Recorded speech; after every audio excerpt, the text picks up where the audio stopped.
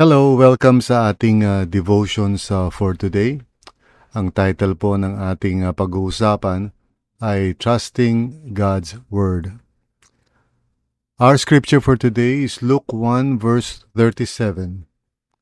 For no word from God will ever fail. For no word from God will ever fail. Tayo po ay manalangin. Lord, thank you for your word. Salamat po, Panginoon, for your promise to us that no word from you will ever fail. Help us, O Lord God, to trust in you each and every day, and especially sa iyong salita, Panginoon, your word, which is our life. Tulungan niyo kami, Panginoon, na ma-appreciate namin, Lord God, every promise, every word from you, so that, Lord, by God's grace, as we live our lives here on earth, Panginoon, ay maunawaan namin na yung promises mo, Lord, ito yung pangahawakan namin, O God, each and every day. So thank you, Lord. Right now, Panginoon, we commit to you itong time na to of our devotions. Lord God, mangusap ka sa amin. And for each and every one na nakikinig, I pray that you would encourage each person, give each person the right perspective, Panginoon, sa kanilang pang-araw-araw na buhay. This is our prayer in Jesus' name. Amen and amen. Mary did not receive all the details, but she received a promise. God's word assured her that what he had spoken would come to pass. Now, we have been talking about yung idea na ordinary but favored, based sa storya ni Mary, the mother of Jesus. And we have seen na in spite of the fact na si Mary ay isang ordinaryo lamang na tao, tulad natin, the Lord was with her, so she was favored because of that. And the Lord, chose her to conceive and to give birth to Jesus eventually. So talagang it's about Jesus, it's not about her, hindi tungkol sa kanyang mga qualifications because she had none. Pero Jesus, being born through her was the greatest blessing of all. And the angel, explained to her how everything would happen and kung ano yung mangyayari because she was asking how could this be since I'm a virgin. So the angel explained to her. No? So in other words, yung tanong ni Mary was not a question of unbelief or para katulad ni Zechariah looking for a sign. She was just asking paano yung mangyayari, and the angel explained how it would happen.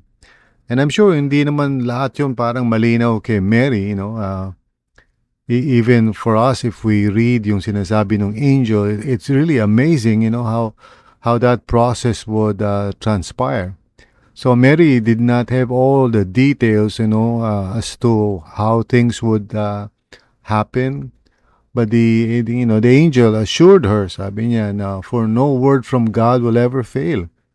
Okay? Citing the example of Elizabeth, bilang pruweba, na in spite of her old age, tapos she's unable to conceive, pero miraculously, the Lord, did exactly that. She was able to conceive, and eventually, she was going to give birth to John, the forerunner of Jesus.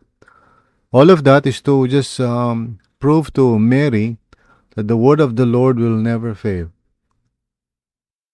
And this is what is really blessed about all this, She's truly blessed, as we are blessed, because of the word of God given to us, the trustworthy word of the Lord.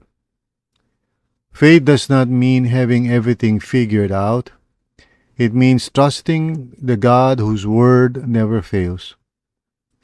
When clarity is lacking, God's promises become our anchor. We are truly blessed because of God's word given to us. Sa pamamagitan ng biyaya ng Diyos, meron tayong revelation from the Lord about the truth, about life, about God, siyempre. about ourselves, about the world.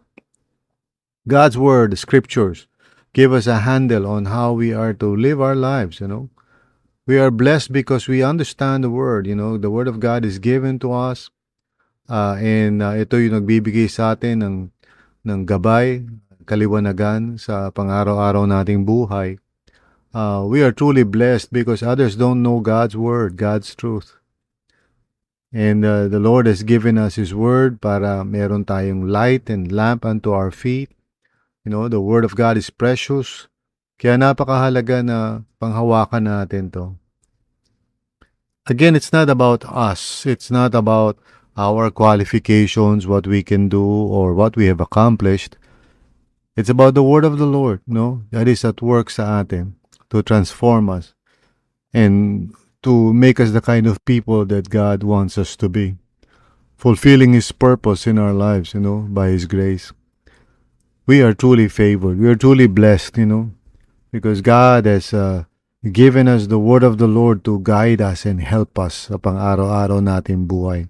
Kapatid, wag natin pabayaan o hayaan na parang ma-detach tayo sa word of God. Kasi yan ang talagang blessing natin. Huwag tayong mamuhay sa mundong ito relying on ourselves, relying on our own wisdom.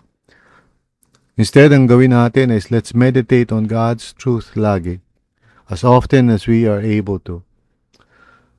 You see, yan ang kailangan natin. Yan ang guidance natin sa mga bagay-bagay. At kung tayo ay nakikinig ng mga sermons, pag Sunday, wag natin parang hayaan lang na pumasok sa isang tenga at lumabas sa kabila. Let us be doers of God's word.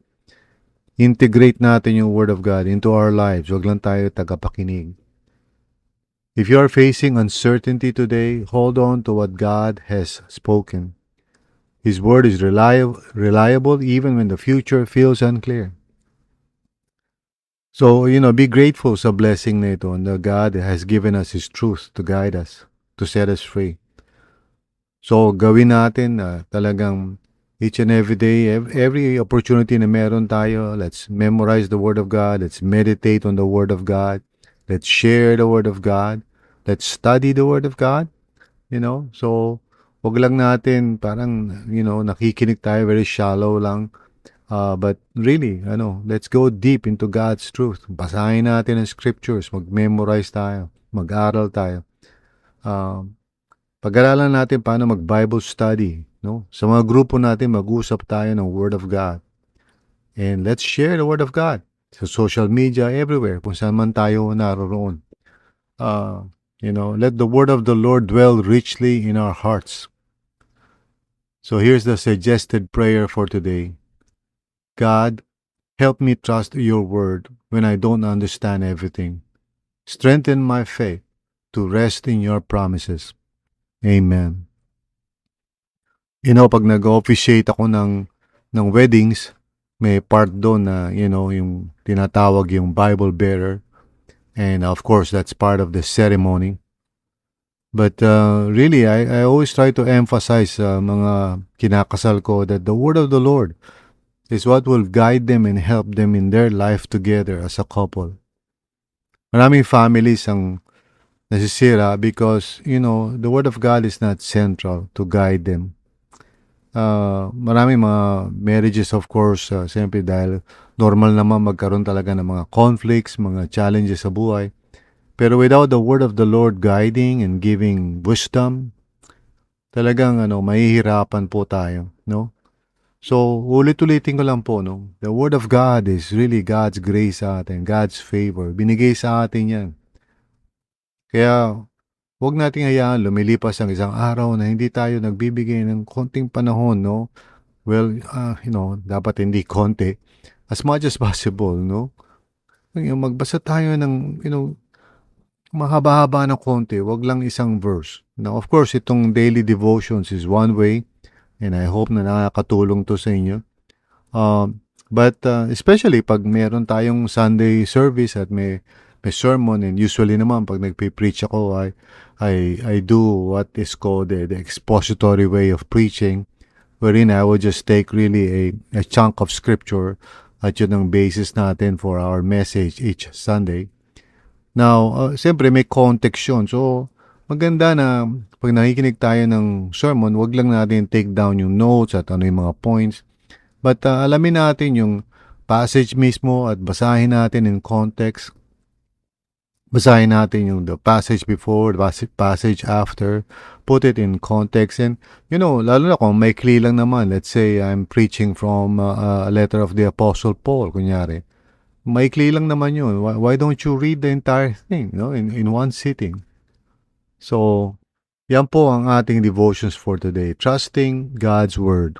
And I hope and pray na tayo ay maging grateful sa Panginoon for giving us His Word, the Scriptures, the Bible.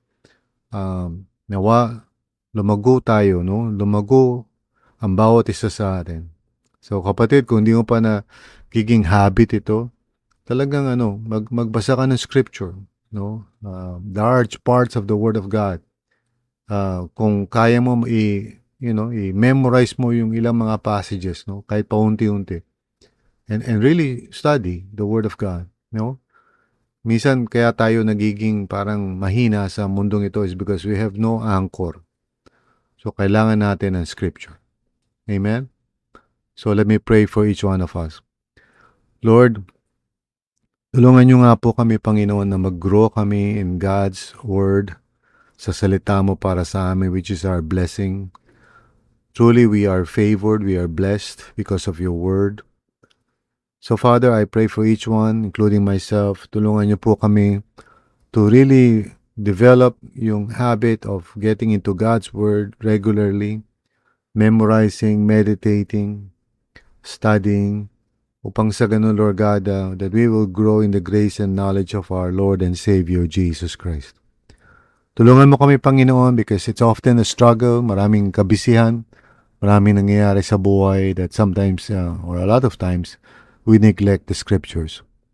So, Father, I pray for each and every one na nakikinig dito sa podcast na to, that every one of us would be challenged, really, to develop habits of Scripture study and memorization, Panginoon, and intake, para, Lord God, that the Word of God, truly, that we would be grateful and we would be so appreciative of it, Panginoon, because you have blessed us with the truth. So, maraming salamat, Panginoon. Thank you, Lord. In Jesus' name, amen.